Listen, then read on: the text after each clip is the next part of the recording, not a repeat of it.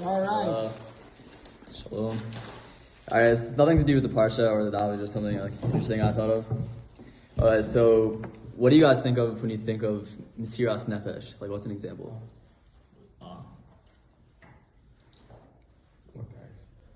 Yeah, throw it out there. It doesn't matter. Anyway.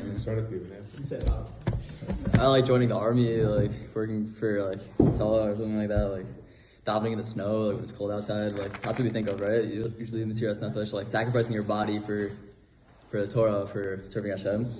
Okay, but I have a question. Why not call it Moser Guf instead of Mesiras Nefesh? Like Mesiras Guf. It's like Mesiras Nefesh. It's like your soul more so. It's so rough. This is like, I heard this from Rav Machlis, who taught at Leva Torah. He's like a big rabbi in Yerushalayim. Okay, so I asked him, and he said like, no, I didn't ask him. This is his like shir. He said that, right, like it's not our soul that's being sacrificed, it's our body, like Moser Guf. So like, what does it mean to sacrifice your soul? Like, what does Moser Nefesh mean? What is that? Like, what's the goal there? So, an example that I have, like he gave a couple examples. One that I personally have is from when we were in Leva Torah, Rav Herschel Schechter, like Rosh Yeshiva of YU, came for a Q&A. Like obviously, like Leva Torah, like what are we asking? It was like, why didn't you make Aliyah? Like why are you still in America? Why are you still Rosh Yeshiva of YU? And like obviously he got like emotional about it, but he said like the main reason is like captain can't abandon his ship. Like he has to stay there, and like without him, like he's leaving a lot of people stranded. Like a lot of people rely on him as opposed to, and he's like, it's a big deal in YU, big deal in America. I was like, can't just like pick up and leave, like screwing a lot of people over kind of. So that's kind of like the idea.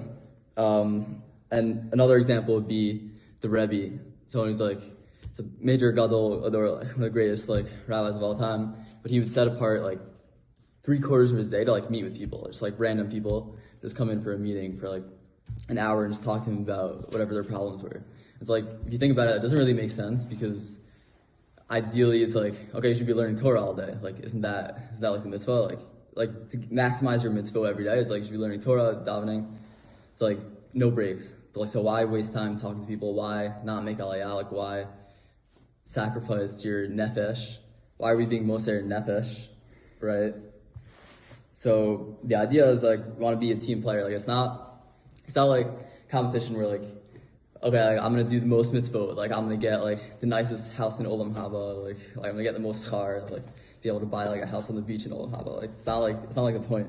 The point is that like we're on a team and like we're trying to uplift this world. And if we focus individually and like try to do the most mitzvah and like compete each other, like learn the most Torah, then we're just like missing the whole point. The whole point is that we're bringing like Olam Haba down to this world, and we're trying to make this world a better place. And for that, we need to be on the same team and be able to uplift each other. So, no, because we said like we're talking about a community that's sharui b'tzar. So in that case, you're not allowed to just like go back to your own house and be like, oh, I'll eat and drink and everything will be fine. But you have to like help out the community, because if you don't, like there's a whole punishment and reward thing based on that. Yeah, well, let's read the Gemara. What does the Gemara say? You're talking about the Gemara on Yud Aleph, Amud Aleph. Bizman shakir sharui b'tzar al yomer adam alech leveiti v'ochel v'yashta v'shalom aleich nafshi. ואימו סרקן, עלה לכתוב אומר, וכינה ששו משמחה, הרוג בקר ושוחט צאן, אכול בשר ושתו יין, אכול ושתו כי מחר נמות. A beautiful Gemara. So basically, one of the things, there are so many beautiful things in this daf and Taanis. One of the things that I found to be the most, just really spoke to me, is that the Gemara is talking about that if you're a yachid, you're supposed to start fasting even before the rest of the community. The community fasts when it's a drought, only when the Mishnah says, when it reaches, what does the Mishnah say? Kislev. When it reaches Rosh Chodesh Kislev, if it's still a drought. Shkoyach, very good. Yeah. But the Yechidim, they start to fast already from Yud Zayin or Mar Cheshvan, from last week, the 17th of Mar Cheshvan. So what's a Yachid? So the Yachid is somebody who's obviously a great scholar. So the Gemara says, Al Yomer Adam Talmud Ani Ini Rayu Yos Yachid. You can't say, I'm just a student. Who am I? I can't be this individual. You can't say, who am I? I'm just a Talmud. That's what you're saying. That's what you're saying. You can't just say, Alec, I'm not worthy to be it. No. Kol Talmidei Chachamim Yechidim.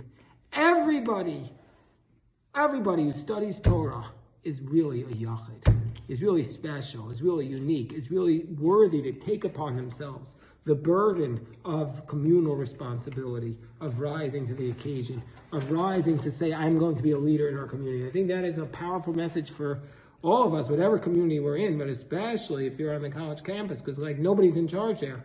So you're in charge. You're the yachid. You're the yachid.